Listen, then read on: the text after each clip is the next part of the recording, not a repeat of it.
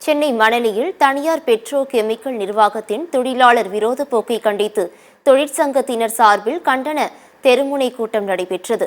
தொழிலாளர்கள் மீது வீண்பழி சுமத்தி இருவரை பணிநீக்கம் செய்து தொழிற்சங்கத்தை முடக்கும் நோக்கில் தனியார் நிறுவனம் செயல்படுவதாக கூறப்படுகிறது.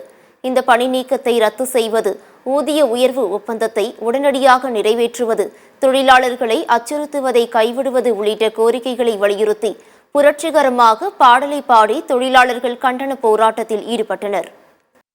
மணலியில் அமைந்துள்ள கோத்தாரி பெட்ரோ கெமிக்கல் நிறுவனத்தின் தொழிலாளர் விரோத போக்கை கண்டித்து அந்த ஆலையில் உள்ள தொழிற்சங்கத்தின் சார்பாக இங்கே மணலிலே தெருமுனை கூட்டம் நடைபெற்றுள்ளது.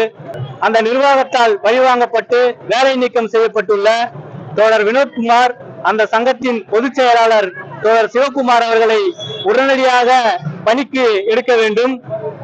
6 ஆண்டு காலமாக நிலுவையில் உள்ள ஊதிய உயர்வு ஒப்பந்தத்தை, ஊதிய உயர்வு ஒப்பந்தத்தை உடனடியாக நிறைவேற்ற வேண்டும்.